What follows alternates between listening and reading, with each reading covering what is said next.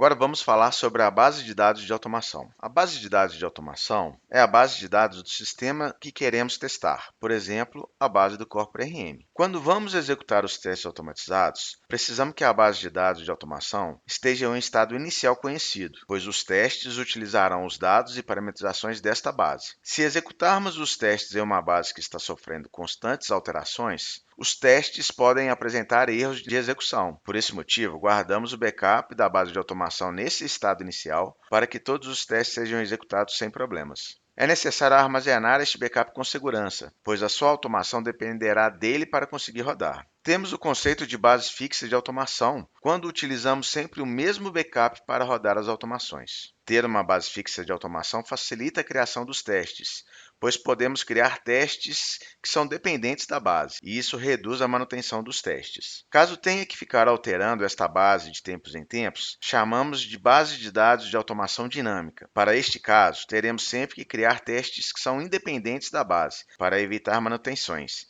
E são testes mais difíceis de serem criados. Por exemplo, se eu tenho um teste que baixa a parcela 200 do financeiro, se eu alterar a base de automação, essa parcela pode já estar baixada ou nem existir mais. E o meu teste dará erro, mas não foi uma falha no sistema. A base temporária de automação é quando restauramos a base fixa de automação. O teste é executado nessa base temporária e depois essa base é excluída. A base sempre é excluída, pois não conseguimos reexecutar os testes novamente nesta base. Precisamos da base no seu estado inicial novamente, para repetirmos as execuções dos testes. Quando executamos um teste automatizado, temos os seguintes passos. Nós pegamos o backup da base fixa de automação, restauramos esse backup chamando de base temporária de automação. Todos os testes são executados nessa base temporária e depois nós apagamos essa base temporária para que os testes possam ser executados novamente, restaurando uma nova base temporária através do backup. Quando adotamos o uso de uma base fixa de automação,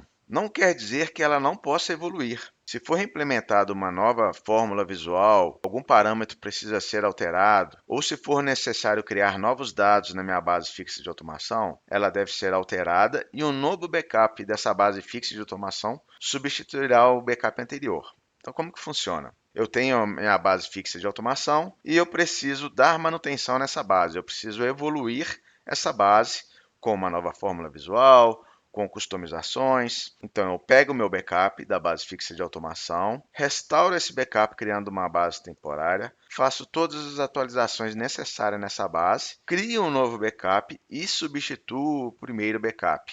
Ou seja, a minha base vai estar atualizada com os dados que eu preciso. Bom, e qual que é a diferença, então, resumindo, entre base fixa e base dinâmica de automação? Na base fixa de automação, nós conseguimos criar testes que são mais rápidos. Eles são mais fáceis de serem criados, porque nós conseguimos criar testes que podem ser dependentes da base. As validações são mais completas e mais simples. Podemos criar tantos testes que são dependentes quanto independentes da base em uma base de automação fixa. Já no uso de uma base dinâmica de automação, os testes são mais demorados porque nós precisamos criar toda a cadeia de dados que os testes irão precisar. Os testes são mais complexos de serem criados, a validação também é mais complexa e mais superficial, porque nós não sabemos quais que são os dados de entrada e nem quais que serão os dados de saída, e nós temos que criar testes que são independentes da base. Adotar o uso de uma base fixa de automação é sempre recomendado